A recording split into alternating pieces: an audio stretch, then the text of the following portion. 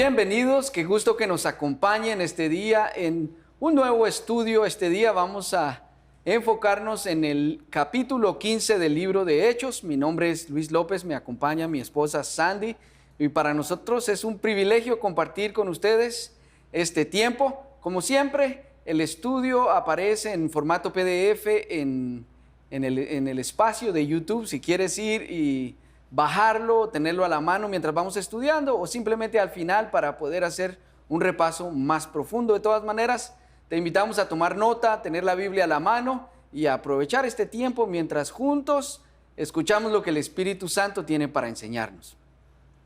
Antes de empezar el capítulo 15, quisiera hacer dar un par de premisas. La primera premisa es que el pueblo judío, cuando recibió los 10 mandamientos, de alguna manera en el camino de la búsqueda del Señor y en el camino de dedicarse a cuidar, a tener un cuidado muy profundo en las liturgias que ellos hacían, terminaron de 10 mandamientos a más de 600 leyes.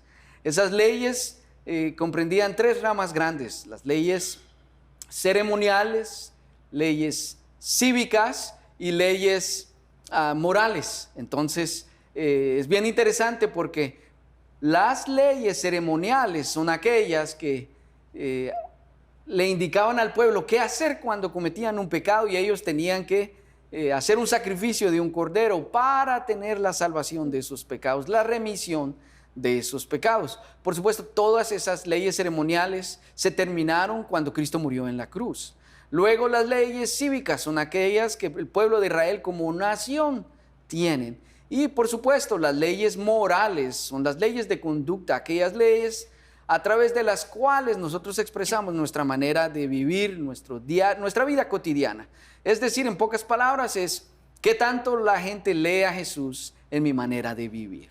De todas estas leyes, las leyes morales son las que son eternas y la expectativa es que sean vividas y practicadas por judíos y gentiles.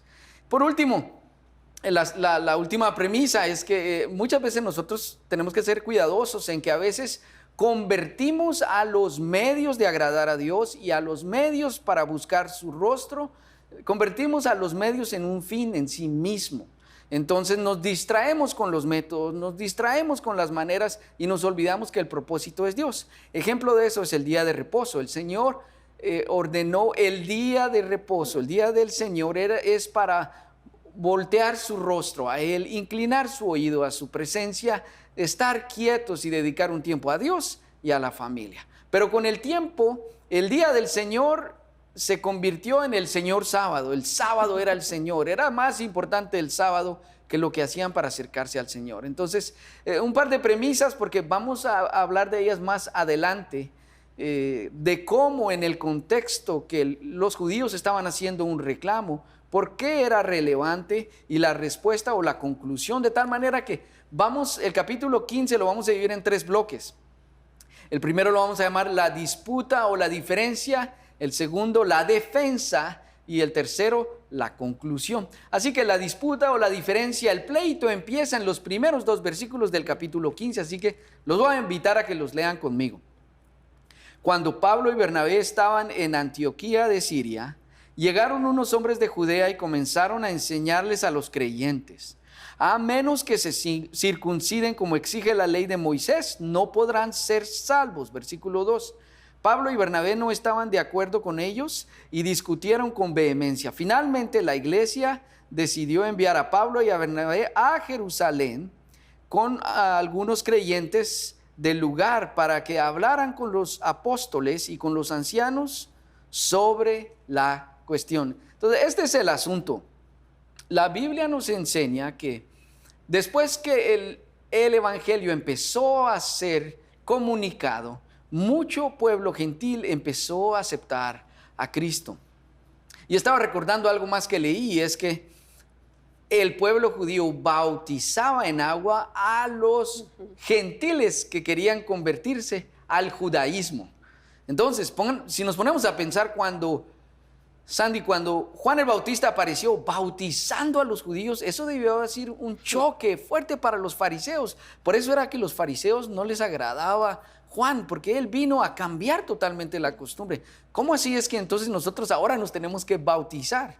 Entonces, ellos estaban tan aferrados a la ley, aferrados a toda la liturgia que les representaba. Recordemos que la ley fue dada para proteger al pueblo de Israel, para no inmiscuirse y para no adoptar las costumbres de los pueblos paganos que les iban a rodear. La ley era para guardarles. Sin embargo, tenemos que ser sinceros. Nosotros ahora tenemos esta compilación maravillosa que llamamos la Biblia. En ese entonces los cristianos no había sido escrito ni Romanos, ni Gálatas, ni Hebreos, ninguna de las instrucciones de Pablo, así que no tenían a ningún libro al cual referirse o a cual decir, este texto nos puede dar la solución. Así que la situación fue que se levantaron judíos diciendo, si los gentiles no se circuncidan y no practican la ley de Moisés, no pueden ser salvos. Y por supuesto, esto fue un gran choque para Pablo, porque Pablo y Bernabé lo que habían estado haciendo en su primer viaje misionero, ellos predicaron por todo el mundo gentil. Gente vino a Cristo. Jamás ellos tocaron el aspecto de para ser salvos tienen que judaizarse o convertirse en judíos. Eso en ningún momento era parte del plan de Dios. Recordemos que el diseño de Dios era que en el Antiguo Testamento para la remisión de pecados sacrificaban un cordero y estaban a cuentas. Recordamos que en el tabernáculo había un velo que separaba a todo el mundo del lugar santísimo. Cuando Cristo murió, el velo se rasgó como que Dios hubiera rasgado una hoja de arriba abajo. ¿Sabes qué hago con este velo? Y lo rompió y dijo, ahora tienen todos ese acceso. El acceso a la presencia es por la gracia de Dios, por la fe en Jesucristo, para gentiles y judíos por igual. No hay otro camino. Y Pablo escribió en Gálatas que si hay otro evangelio predicado que no es por la gracia de Dios, por la fe en Jesucristo, eso es una enseñanza, es un anatema, eso es algo que es contrario al plan perfecto de Dios. Y así es como entonces ellos fueron enviados a Jerusalén. Recordemos que en ese entonces las iglesias eran hasta cierto punto autónomas, pero dependían mucho de lo que decía la iglesia en Jerusalén. Así que así fue como todos estos primeros 2 versículos dan inicio a un viaje en el que Pablo y Bernabé viajan acompañados de otras personas para escuchar la resolución a este conflicto. Así que este es el conflicto y vamos a ver también lo que sucede con ellos a partir del versículo 6. Bueno, la segunda parte, que es la defensa, está dentro de los versículos 6 al 18. Y vamos a estar hablando de esta parte a través de 3 enfoques. Uno es Pedro, que hace un repaso al pasado. Ese es el enfoque de Pedro. También está el enfoque de Pablo y Bernabé, que lo que ellos hacen es informar sobre el presente. Y luego vamos a terminar con Jacobo o Santiago, que lo que él hace es relacionar todo esto con el futuro. Así que miremos la primera parte, que es Pedro hace un repaso del pasado. Me imagino que en ese concilio Pedro está sentado prestando atención a todo lo que está sucediendo e internamente buscando cómo el Espíritu lo iba a dirigir en ese momento, de qué manera él iba a poder hablar y hacer entender esta situación. Así que lo primero que Pedro hace es que él les hace ver 4 hechos importantes que sucedieron para el pueblo gentil, en los cuales Pedro tuvo mucho que ver, o tuvo una parte muy importante. La primera cosa es que Pedro dice, Dios fue el que decidió que yo predicara el evangelio a los gentiles. Esa es la primera cosa que él trae a la mesa, y si leemos en Hechos 15:7 dice, Pedro se puso de pie y se dirigió a ellos de la siguiente manera: hermanos, todos ustedes saben que hace tiempo Dios me eligió de entre ustedes para que predicara a los gentiles, a fin de que pudieran oír la buena noticia y creer. Pedro hace ver que Dios es el que le ha encomendado la tarea de abrir la puerta de la fe para judíos, para gentiles, para samaritanos, para todos. Pedro deja en claro entonces que los gentiles van a ser salvos porque oyen y creen en el Evangelio y no van a ser salvos por obedecer la ley mosaica. Luego lo segundo que Pedro les dice es, Dios dio el Espíritu Santo a los gentiles para dar testimonio verdadero de que ellos habían nacido de nuevo. Es la segunda cosa que él dice, este es un hecho, es real. Dios ha enviado al Espíritu Santo sobre los gentiles como una evidencia de que ellos ahora habían nacido de nuevo. Cuando leemos Hechos en el versículo 8 y 9 dice, Dios conoce el corazón humano y Él confirmó que acepta a los gentiles al darles el Espíritu Santo tal como lo hizo con nosotros. Él no hizo ninguna distinción entre nosotros y ellos, pues les limpió el corazón por medio de la fe. Me gusta porque en este momento Pedro lo que está haciendo es reenfocando la mirada. Pedro está diciendo, esto no se trata de cumplir leyes externas, se trata del corazón. Y Dios es el que conoce el corazón. Así que hace ver cómo el mensaje es para aquellos que han recibido esa claridad en su corazón, sin importar si son judíos y gentiles. Les recuerda que Dios ya no ha hecho ninguna distinción entre judíos y gentiles, sino que Él viene y extiende el Espíritu Santo sobre todos de la misma manera, porque lo que hace es venir a limpiar los corazones, venir a limpiar de pecado y de culpa y dar una oportunidad de salvación a todos por igual. Lo tercero que dice Pedro es, Dios borró la diferencia. Hechos 15 en el versículo 10 y 11 dice, entonces, ¿por qué ahora ustedes desafían a Dios al poner cargas sobre los creyentes gentiles con un yugo que ni nosotros ni nuestros antepasados pudimos llevar? Nosotros creemos que todos somos salvos de la misma manera, por la gracia no merecida que proviene del Señor Jesús.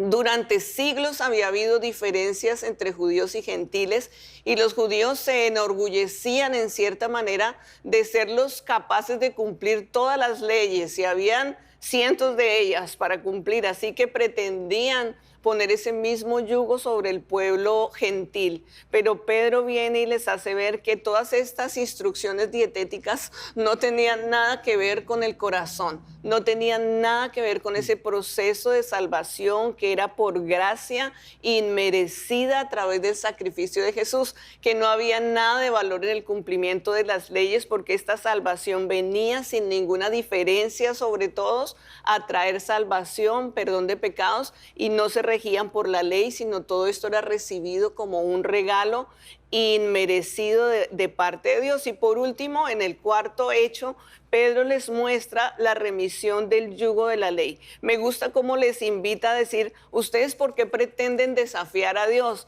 O sea, si ni Dios está poniendo este yugo de la ley sobre ellos, ¿por qué ustedes pretenden desafiar a Dios diciendo que ahora los gentiles tienen que cumplir con estas leyes impuestas por hombres? Y les recuerda que es Dios el que ha decidido que sean los gentiles abrazados en ese sacrificio a través de Jesucristo y dejan claro en cierta manera que ahora el pueblo tenía la libertad, como la tenemos nosotros hoy, de acercarnos a Dios, no por el temor del cumplimiento o incumplimiento de una ley, sino que Jesucristo vino a decirnos, aunque la ley existe y está hecha para ser obedecida, porque eso te trae bendición, yo vengo a decirte que te cubro en el amor y en la gracia. Entonces abre Jesucristo un camino para los gentiles, que es el que tenemos nosotros hoy a nuestra disposición, que es caminar con la libertad y la seguridad que nos acercamos al Padre a través de Jesucristo por amor y no por temor, que no hay nada que nosotros podamos hacer que nos lleve más cerca del Padre. Realmente es Jesucristo el que ya lo hizo todo y a través de Él recibimos esa gracia inmerecida y ya no caminamos con la ley como un yugo difícil de llevar y que nos lleva a un estándar que ningún ser humano puede cumplir, sino que entendemos que obedecemos la ley, pero estamos cubiertos por la gracia y el amor de Cristo. Ahora, Sandy, pausemos por un momento y pensemos, porque realmente el pueblo de Israel, para ellos debió haber sido un shock que El único pueblo reconocido como pueblo de Dios desde el Antiguo Testamento era Israel. Sí. Ahora venían estos gentiles que eran distinguidos por inmoralidad sexual e idolatría a pretender decir que ellos también eran parte del pueblo de Dios. Debió haber sido un conflicto muy profundo y por eso ellos peleaban. Entonces, de un lado, el legalista siempre va a pelear por aquellas personas que no practican la ley al pie de la letra. Por otro lado, el libertino va a pelear porque la gracia le deja hacer de todo. Ningún polo es correcto. Es solo el equilibrio que trae el Espíritu Santo el que es correcto. Y aquí me parece que Pablo y Bernabé les presentan el cuadro de lo que Dios está haciendo hoy. Lo que Dios está haciendo mientras ellos están hablando en medio de los gentiles. Mira lo que les dice el verso 12, si lo quieres subrayar en tu Biblia, dice, Hechos 15:12, dice, todos escucharon en silencio mientras Bernabé y Pablo les contaron de las señales milagrosas y las maravillas que había hecho Dios por medio de ellos entre los gentiles. Entonces, número uno, el hecho de que Dios estuviera haciendo milagros entre los gentiles demostraba que Dios estaba haciendo algo. Y esa frase me impactó desde que estudiamos mi experiencia con Dios. ¿Dónde Dios está haciendo algo en tu vida? Ahí enfócate. En las personas que tú ves que Dios está obrando, ahí enfócate. Pablo y Bernabé le estaban diciendo, oigan, en este pueblo de gentiles, Dios está haciendo algo. ¿Cómo pues hemos de rechazarles? Ellos son parte del pueblo de Dios. Así que en primer lugar les dijo, Dios está haciendo algo. Y Dios hizo, nosotros no predicamos la ley, predicamos la gracia. Predicamos a Cristo resucitado. Y Dios le abrió a ellos la puerta, no de la ley, sino de la gracia. Dios derramó de su presencia, aunque ellos no fueron a darles una cátedra de la ley y un curso intensivo de cómo memorizar esas más de 600 leyes, ellos fueron a hablarles de la gracia que podemos alcanzar por la gracia de Dios, por la fe en Jesucristo. Y recordemos entonces que fue Pablo, en Romanos 11:13, que Dios escoge a raíz de esto para enviar. Él es el misionero enviado a los gentiles. Y la obra misionera, el corazón de la obra misionera siempre ha sido la salvación por la gracia de Dios, por la fe en Jesucristo. Así que les recuerdo, entonces Pedro les presentó lo que había pasado anteriormente con los gentiles. Pablo y Bernabé lo que estaba pasando en ese momento, y ahora vamos a ver a Jacobo cómo él habla acerca del futuro en el pueblo gentil. Bueno, Jacobo, que es también conocido en otras versiones como Santiago, quiero leerles cómo él toma referencia en los versículos 13 al 18. Dice, cuando terminaron, Santiago se puso de pie y dijo, hermanos, escúchenme. Pedro les ha contado de cuando Dios visitó por primera vez a los gentiles para tomar de entre ellos un pueblo para sí mismo. Y la conversión de los gentiles es precisamente lo que los profetas dijeron, como está escrito, después yo volveré y restauraré la casa caída de David, reconstruiré sus ruinas y la restauraré, para que el resto de la humanidad busque al Señor, incluidos los gentiles. Todos los que he llamado a ser míos, el Señor ha hablado. Aquel que hizo que estas cosas se dieran a conocer desde hace mucho. Y mi opinión entonces es que no debemos ponerle obstáculos a los gentiles que se convierten a Dios. Jacobo o Santiago era un hombre conocedor de la ley. Por eso su opinión iba a tener mucho peso sobre los judíos que estaban aferrados a la ley. Él hace más de 10 referencias en la epístola de leyes que se debían cumplir. Pero Santiago lo que hace en este discurso es decir, miremos hacia el futuro y tenemos que llegar a un acuerdo. Esa es la palabra clave de la intervención de Santiago. Acuerdo. Él sabía que esto no iba a tener reversa. Dios ya había decidido que su pueblo ahora no eran solo los judíos, sino que ahora se unían los gentiles. Ahora que ya tenemos estos dos grupos, ¿qué vamos a hacer? Entonces Santiago les pone énfasis en eso. Tenemos que llegar a un acuerdo. Así que lo que hace él es referirse a dos puntos específicos. El primero es que Santiago dice, yo expreso que estoy completamente de acuerdo con lo que Pedro ha dicho. Estoy de acuerdo con Pedro. Dios está salvando por gracia a los gentiles. Santiago se para firme y aunque ha sido conocido en el tiempo atrás por ser uno de los que cumplía rigurosamente la ley, en ese momento se para firmemente y declara abiertamente: yo estoy de acuerdo con Pedro. Sé que Dios ha decidido salvar a los gentiles por gracia. Así que me imagino que para el pueblo judío fue un shock escucharlo hablar así, pero esta era la postura clara que él tenía. Él tenía que hacer entender esto, y aunque para el pueblo judío no era fácil, porque en el Antiguo Testamento se declaraba pues que iba a venir la salvación a los gentiles. En el libro de Isaías está esto, pero también se habla del futuro establecimiento de ese glorioso reino que el pueblo de Israel esperaba. Entonces para los judíos era difícil hacer un clic con estas dos ideas. ¿Qué tenían que ver los judíos con el establecimiento glorioso del reino de Israel? Era como que no encontraban la manera como estas dos cosas podrían realmente fusionarse. De repente para nosotros en este tiempo no es tan difícil entender esto, porque ya hemos leído las cartas de Pablo y Pablo nos enseña claramente en diferentes partes que somos un cuerpo y que todos pertenecemos a ese cuerpo, que sin importar qué parte somos, todos somos miembros importantes del cuerpo. Pero eso no lo tenían en ese momento ellos para tener esa claridad y ese entendimiento de qué era lo que Dios estaba haciendo. Sin embargo, Santiago lo que hace es decir: yo estoy de acuerdo con Pedro. Dios ha traído salvación a los gentiles a través de la gracia. Y lo segundo que hace es que él afirma que no solamente él está de acuerdo, sino los profetas del Antiguo Testamento, que dice el profeta Amós, y concluye diciéndoles a ellos: no soy solo yo el que está de acuerdo con esto, sino que los profetas del Antiguo Testamento también coinciden con esto. Él no estaba confirmación de esta profecía, sino estaba queriendo decir que la profecía daba claridad de lo que hoy estaba sucediendo en ese concilio. Así que él viene y deja en claro delante de todos estos dos acuerdos. Tanto yo estoy de acuerdo con Pedro, como el Antiguo Testamento y los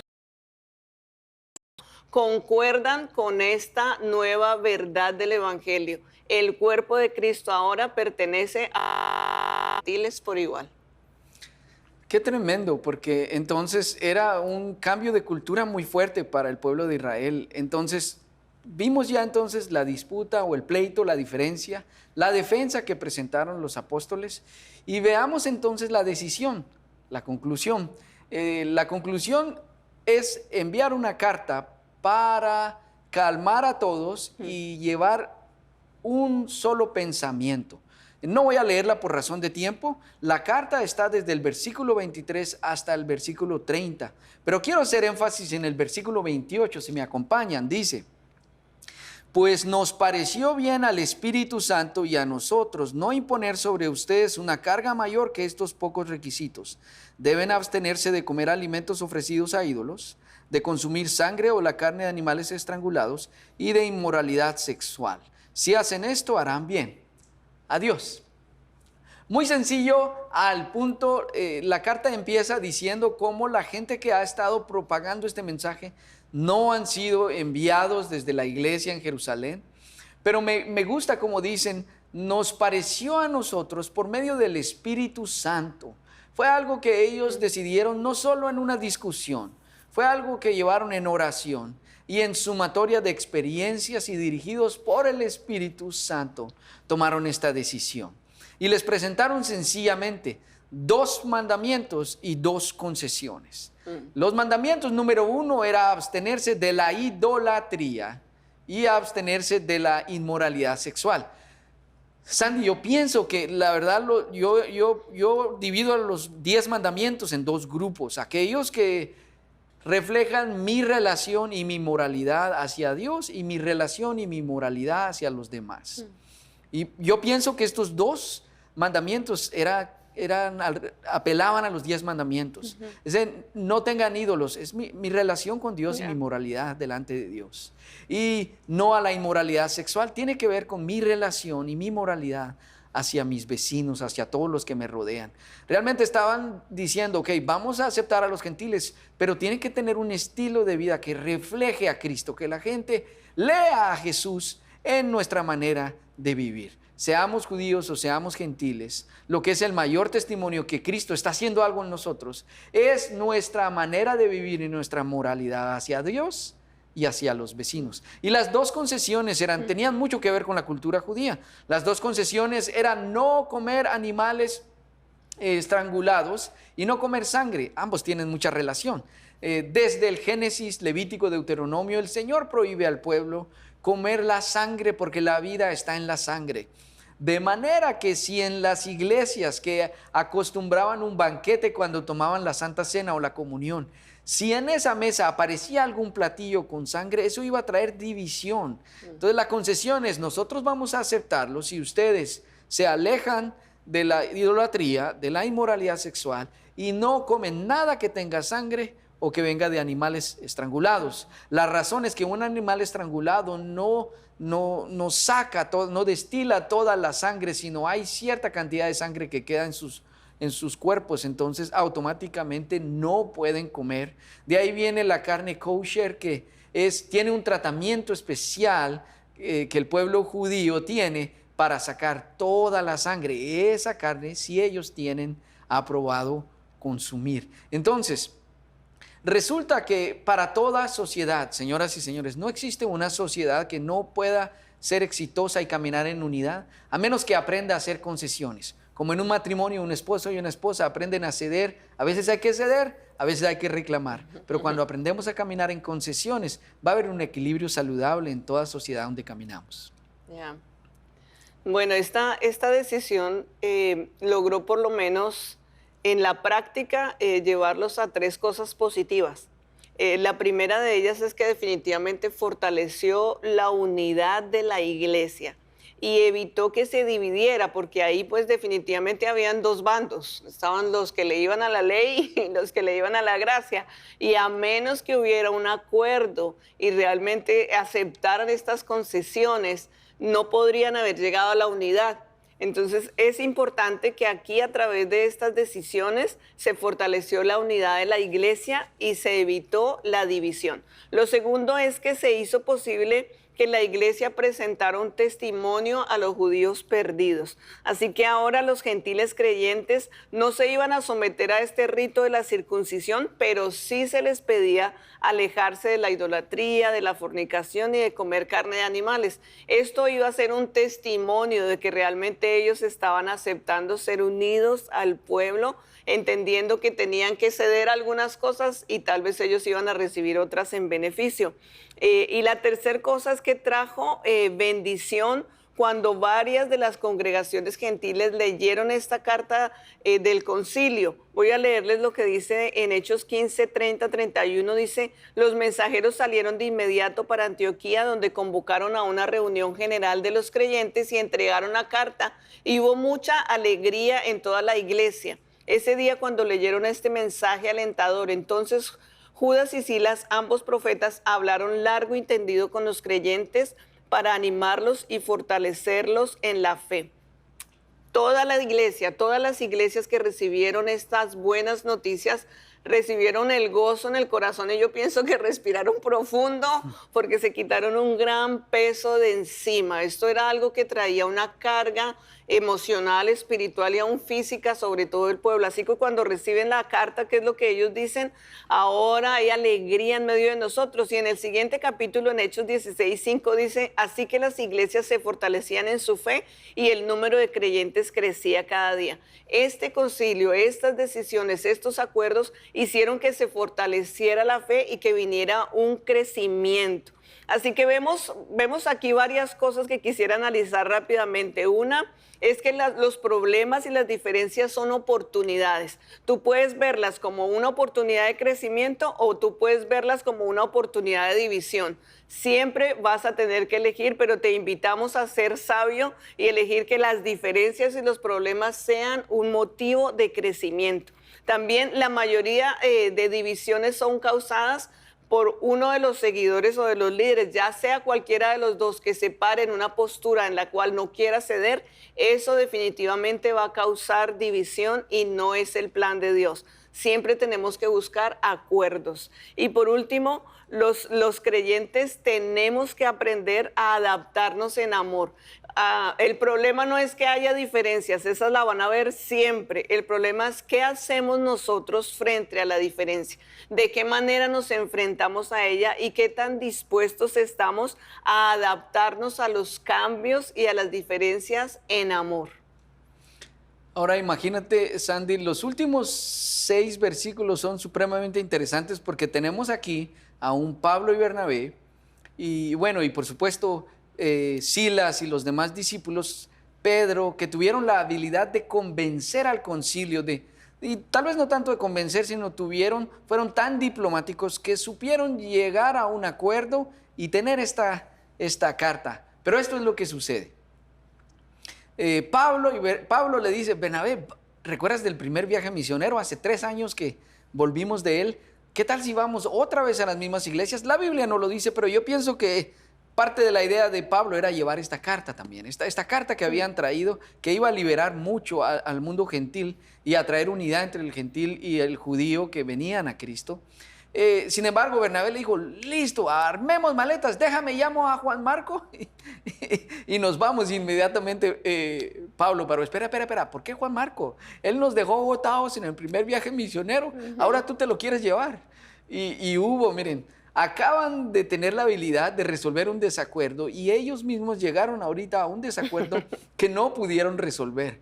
Yo creo, Sandy, que eso nos muestra que por más ungidos que seamos, nunca vamos a ser perfectos. Por más renovados y restaurados que seamos en Cristo, siempre vamos a tener zonas erróneas, zonas falibles, defectos. Por más que nos esforcemos de ser buenos líderes y buenos pastores, vamos a cometer errores. Además que creo que vale la pena aclarar también ahí que Dios no está pidiéndonos uniformidad, porque es que todos somos demasiado diferentes. Él no está pidiendo que todos seamos uniformados, todos igualitos, que pensemos igual, que sintamos igual, que hagamos lo mismo siempre, sino Él está pidiendo unidad. Y creo que hay un versículo en la Biblia que nos hace entender esto, lo voy a leer súper rápido, es Efesios 4:3, dice, hagan todo lo posible por mantenerse unidos en el Espíritu y enlazados mediante la paz. No es que tengamos que ser uniformes y pensar siempre de la misma manera, sino que debemos hacer todo lo posible por mantenernos unidos en el Espíritu y enlazados mediante la paz. De manera que, pues, definitivamente, Sandy, Pablo y Bernabé no llegaron a un acuerdo. Y me gustó un comentario que leí que decía, lo que pasa es que Pablo, cuando veía a alguien, decía, ¿qué puede hacer esta persona por el reino? Y Bernabé, cuando veía a una persona, decía, ¿qué puede hacer el reino por esta persona? Solo eran 2 liderazgos distintos, eran maneras de liderar con un toque distinto, como seguramente todos tenemos. Pero el Señor obra todo para bien, Él saca provecho de todo, aunque fue una diferencia fuerte. En lo que sí se pusieron de acuerdo, es mejor cada uno agarre por su lado.